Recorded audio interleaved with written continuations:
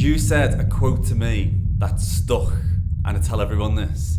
Basically, I've got another business on the outside of here. Yeah. And you were like, Ben, it's not a business if it can't function without you. Yes. And I was like, wow.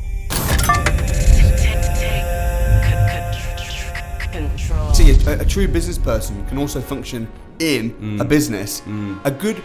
A good anyone in business will always replace themselves. Yes. Because most people that are working as a member of staff or as an employee or whatever, they're scared to replace themselves because then they've made themselves redundant. But actually, if you replace yourself, then you make yourself promoted. Yes.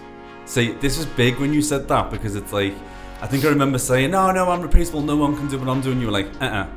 be replaceable. I learned from your videos actually, and it's about like, it's not about the work you're doing, it's about just doing everything you can to make things grow. Well, knowing a good business decision, being able to replace yourself, systemize, put power teams in place, work out the return on investment, make profit, make money, sell. So I use all this with me, the business. Yeah. And you can literally apply it. Yeah. But I think like how you lead by example is what people might see as a problem. There's not a problem because problems don't exist. It's just, let's make solutions. Yeah. So it's just like, when you see you give examples of like, oh, can't do this, can't do that, it's not a can't. It's like, what can you do? Yeah. How are we going to do it? Let's do it. Yeah. And yeah, it's just... How can I? Yes, I 100%. always say, average people avoid problems, poor people find problems, and rich people solve them.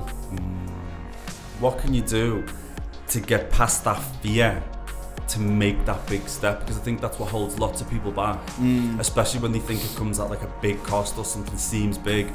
What do you do to get over that fear to Yeah. get to the next step? I think maybe be scared of something else, like not doing it. Oh yeah. I So like that. at the end of the day, life's short and we're going to be dead. We're all going to be dead soon. In 100 years, no one that's currently on this planet will still be on the planet.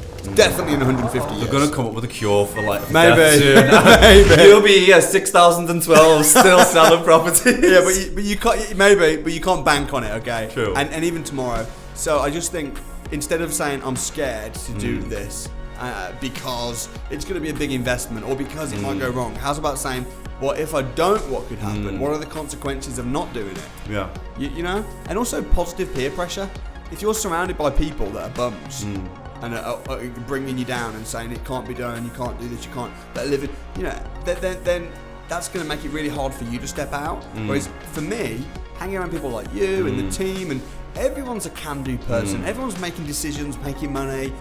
Life is short. Like if you're not around people who are looking at the bigger picture, you're actually doing yourself a disservice. Yeah. So I think you need to be able to identify straight away, is this good people to be around? Are these good people to be around? And we'll only let people in on the team that have got the right energy. Because 100%. energy and attitude is better than skill. I mean, if you've got both, then it's really cool. Yeah, but I think as well, like, I think it comes back to that fear thing again. If you've got close bonds with people, but they're actually no good for you, or they're holding you back, or they're small-minded, that takes guts to be like, I don't want this anymore. And I think you need to be brave if you want big things, because it comes at a cost. Yeah. And it's like you've got to like throw yourself at it, basically. I think when people try and hold you back, and of course, man, we come across this all the time, don't we? If people come to the crash course and then they've got, most people that come to the crash course have been told at least by one person not to be there. And then they're there and they're like, man, I'm glad I didn't listen. But it's either people that are trying to protect them or it's people that are just jealous, because when you step out and start kicking ass in life, you just remind those old friends of what they could have been.